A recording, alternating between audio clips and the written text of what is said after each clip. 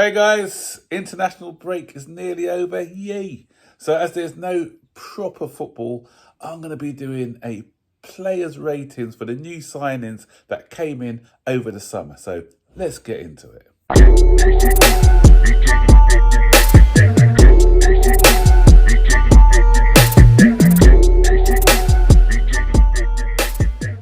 So, international break. I hate international break, especially when it's pointless games like this Europa League or whatever they call it. I can't remember what they call it. This European friendlies that they play in the different leagues that they have. And England haven't done so well. Lost to Greece for the first time ever, and then they beat Finland 3-1.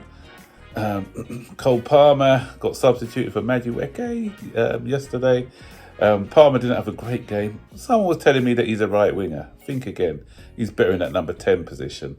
Madueke came on the right hand side and looked better. But, Cole Palmer is a 10 now. He's a 10 at Chelsea. Not a right winger. So, all those who think he's a right winger, no.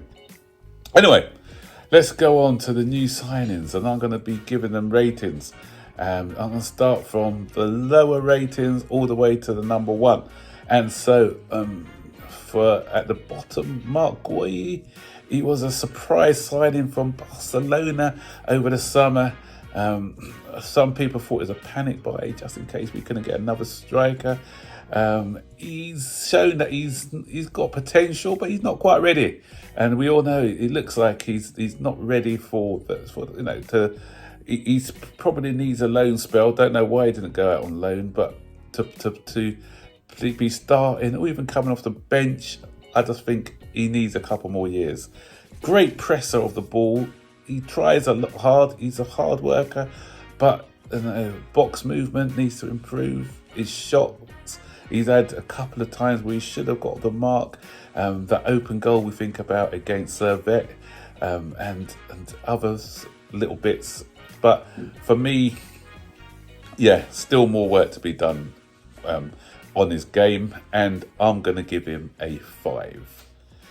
So next up is João Felix. João Felix, I've always said this guy was a luxury buy, an opportunist buy, but did we need him, especially after we went out and got Jadon Sancho as well?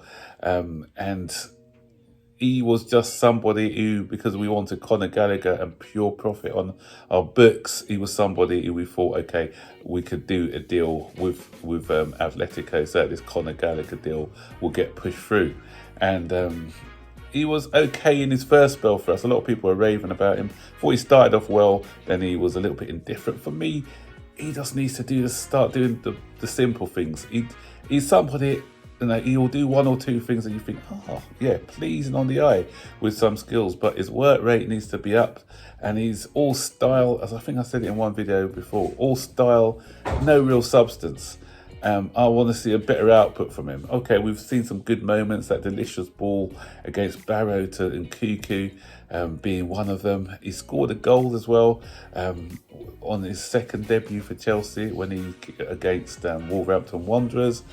But he's just been in and out. I still think he needs to be stronger on the ball as well. And I know a lot of people are going to like me for this rating, but at the moment, he's only getting a 5 from me. There's more to be had from him for him to go up in that ranking for me. And then next up, we've got Filip Jorgensen. Jorgensen has come in to Chelsea to fight for the position with Robert Sanchez. Good with his feet. No errors that led to a goal, but I think Robert Sanchez has still got it when it comes to shot stopping. There are a couple of goals in the Conference League where, I'm not blaming him. They weren't mistakes per se, but we need because if you look at the saves that Robert Sanchez made against Nottingham Forest, those were saves that were outstanding saves, which some goalkeepers probably don't make. Would Jorgensen have made the 2 saves that Sanchez made? I don't know. But with his feet, he's decent. He looks a bit more assured and composed with a ball to his feet. But because he's not really established himself as a number one and he's still like the cup goalkeeper, he's done all right. And so for an average performance, gets an average rating. So he gets a 6 from me so far. And then next up, we've got Kieran Dewsbury-Hall. Didn't start the season too well. He had a slight injury, but more and more as he grows into the game, he's kind of finding his feet. And we saw what he was capable of when we played against Ghent in the Conference League a couple of weeks ago, where he kind of was showing the form that he showed for Leicester at Leicester. But then he was left out again. So it's going to be hard for him to get into this side. But there'll be games for him to come when the games are coming thick and fast and when there's injuries to the squad. So he looks like a decent squad player.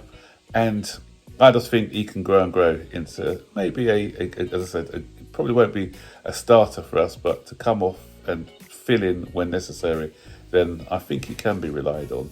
And I'm going to give him a 6 out of 10.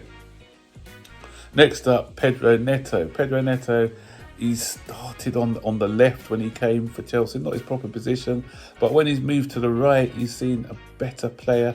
For me, against, especially in the cup games, he's looked good. He's looked direct. He's got a fantastic cross of the ball. Should have got an assist against Nottingham Forest if João Felix has finished that header. Pearl of a cross. So he's going to take some. He's got Madueke who's in good form, who he needs to shift at the moment. I know a lot of people are calling for him to be playing ahead of Madueke. Still think Madueke has done enough to earn that position, and Pedro hasn't done enough to take that position from Madueke at the moment. But he's a very good option to have, and I know that the club are managing his time carefully because he's had those injuries in the past, but from his start, I like the look of him. There's still more that he can be done in this game, and probably a consistent run of games would see the real Neto. But we've seen glimpses of what Neto is capable of, and I'm going to give him a 7. Then next up, we've got Tosin. Looking at pound for pound signings, we've got him in a 3, so that's the thing. And when he's come into the side, he's never let us down. He's looked calm. He looked assured. He's got some good leadership about him as well. Good passer of the ball and good positioning. Couple of shaking moments in games, but not in the main. I think he's been fairly solid, and he's a great option to have as a backup to Fofana in defence. So good start for him as well. So I'm going to give him a 7 out of 10. And for me, the next up, Jadon Sancho. Jadon Sancho obviously had a difficult spell at Manchester United. He's come into the side, brilliant debut in that game against, was it Bournemouth he came in? And yeah, Bournemouth. The next game he was okay. I thought he did pretty decent against Forest as well, trying to make things happen. I thought he's got off to a solid start at Chelsea. Couple of assists, or 3 assists I think it is so far, yet to get off the mark on the score sheet, but I think the way that he started has been good, so I'm going to give him an 8 out of 10. And finally, this is my signing of the season so far, pound for pound, and that goes to Renato Veiga. And Renato Veiga, £12 million from Basel, and the thing is, we wanted Caliafori, but we couldn't get him, and he was from Basel as well. But Renato Veiga is he came in low expectations at the time, as I said, because of his price tag. He's very versatile. We've seen him play as a left back. We've seen him play as central midfield. A bit shaky in that first game of central midfield for Chelsea, but he's coming into a big club, coming into a position in that position. It's different from playing for a team like Basel, but he's looked the part. And even at Portugal the other day, he actually started for Portugal as a centre back. And the thing is, they are raving about him. The Spanish, I think is that's the Spanish outlet AS, and this is what they said about him. They said, a gem that was hidden in the Swiss league after leaving Sporting almost through the back door. Enzo Maresca and Roberto Martinez didn't let him get away. He's the new idol of Portugal and Chelsea. The 14 million paid to Basel is beginning to look cheap. Vega passed the exam with flying colours. His good touch, very close to perfection in passing, and powerful shot make him very complete for his age. And with a privileged physique. This guy's what, 6'3". And I'll add one other thing, what AS didn't mention. He's shown a bit of leadership as well. I've seen him, talking to the players, demanding more from the players, and having that sort of relationship already with the fans. So he's a bit of a cult hero at the moment. So still young and still plenty of growing to do. Big test on Saturday when we play against Liverpool with Cucurella being suspended. Let's see how he fares against Salah. But for now, I think he's obviously at 14 million, pound for pound, best signing of the season so far. And for that reason, I'm going to give him a 9. So, over to you guys. What do you think about my ratings for the new signings? Are they good? Bit harsh for some? Fair, do you think? Stick your comments in the section below. And don't forget, as always, like, subscribe, turn on all post notifications to be notified every time I make a new video. So, take care. Bye-bye.